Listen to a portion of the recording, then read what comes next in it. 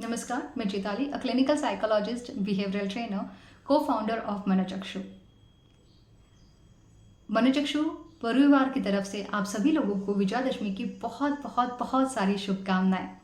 आज दशहरे के शुभ पावन अवसर पे आपके सामने छत्रपति शिवाजी महाराज, अखंड हिंदुस्तान का कुल गौरव, इनके जीवन चरित्र के लाइफ एंड मैनेजमेंट के पाठ आपके सामने प्रस्तुत करने जा रही हूँ। आशा करती हूँ ये प्रयोग आपको पसंद आएगा।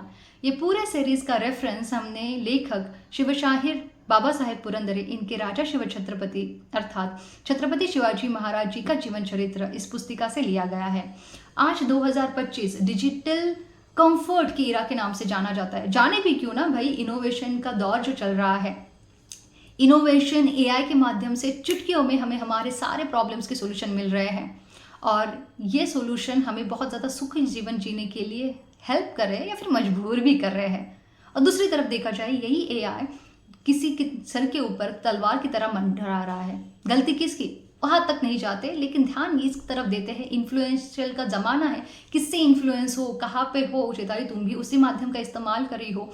और ये किस्से होते होते हमारे सर के ऊपर इतना ज़्यादा कब्जा पा रहे हैं या फिर हम उसको कब्जा दे रहे हैं।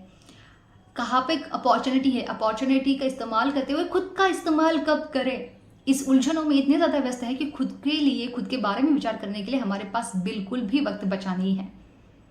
डिसिप्लिन ज़रूरी है और डिसिप्लिन सकारात्मकता से आएगा, सकारात्मकता सतर्कता के साथ आएगी, इसका कोई ध्यान ही नहीं दे रहा है। इससे मिलता जुलता एक किस्सा शिव पूर्वकालीन महाराष्ट्र के इतिहास में है, तो आपके सामने प्रस्तुत करने जा रही हूँ। घटना छत्रपति शिवाजी महाराज जी के जन्म के पहले की है। महाराष्ट्र की पूरी भूमि पावन हो चुकी थी प्रभु श्री राम जी के चरण स्पर्श से। आज उसी को सेलिब्रेट किया जा रहा है, विक्ट्री ओवर इविल। पहले ही बताया है कि सकारात्मकता ये सतर्कता से आती है। महाराष्ट्र जैसे पावन हो चुका था हमारे प्रभु श्री राम जी के चरण स्पर्श से, उसी तरीके से महाराष्ट्र को मिले थे बहुत ही उम्दा ज्ञानी संत, और उन्हीं के साथ उनका हाथ बटाते हुए काम कर रहे थे प्रजाहित दक्ष राजा। महाराष्ट्र की प्रजा बहुत ज़्यादा सुखी और निश्चिंत जीवन जी रही थी और उन्होंने सदियों तक ये जिया। और बहुत सारे सदियों के बाद एक प्रलय आया महाराष्ट्र के अंदर और उस प्रलय का नाम था अलाउद्दीन खलजी। जब हमारे संत उत्तर हिंदुस्तान में महायात्रा के लिए गए थे, उस दरम्यान उन्होंने अनुभव किया सुल्तानी आतंक, हिंसाचार।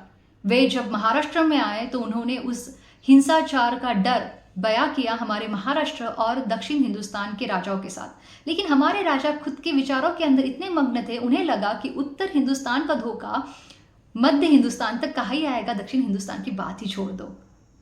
और वो प्रलय जब महाराष्ट्र में आ धमका, तब नजदीकी किसी भी राजा ने महाराष्ट्र की तरफ मदद का हाथ नहीं बढ़ाया। महाराष्ट्र के ऊपर तब राज्य साम्राज्य था रामदेव राय यादव जी इनका। 1293 में बुंदेलखंड से होते हुए नर्मदा नदी को पार करके खलजी महाराष्ट्र के देवगिरी पे आया। देवगिरी महाराष्ट्र की राजधानी हुआ करती थी।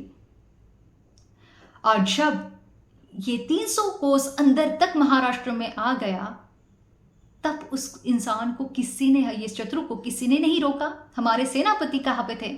हमारे सेनापति कहते हैं कि वो खुद की सेना को लेके देव दर्शन करने के लिए गए थे। चलो बहुत बढ़िया है। पंतप्रधान कहाँ पे थे? पंतप्रधान हेमाद्रि पंडित जी व्यस्त थे धर्म ग्रंथ लेने में।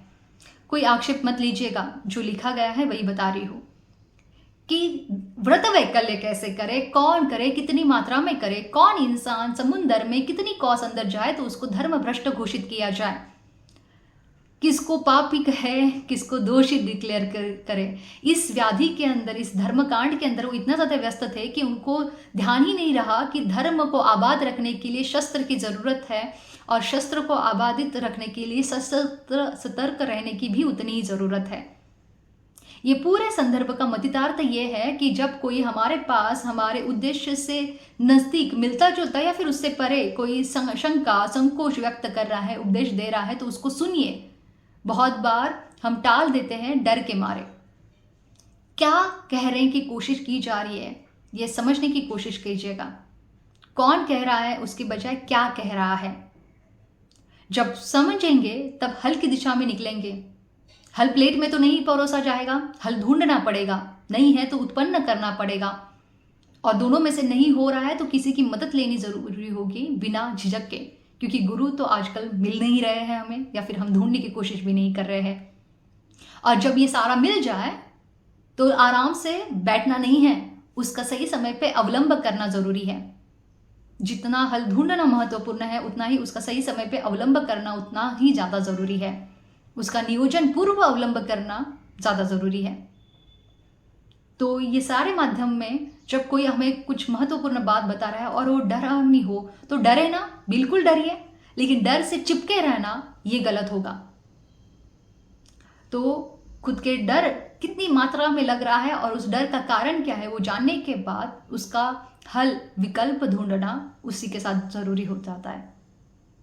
तो आशा करती हूँ इस प्रोग्राम में हमने जो शुरुआत की है, इस पाठ, इस शब्दों के माध्यम से आपको दिशा मिलने के लिए थोड़ी बहुत तो सहायता हो ही जाएगी। तो आगे के पाठ में हम देखेंगे कि यादव साम्राज्य आखिर डुबाया किसने, वो खलजी था कि कोई और। शिव शंभो जगदम्ब।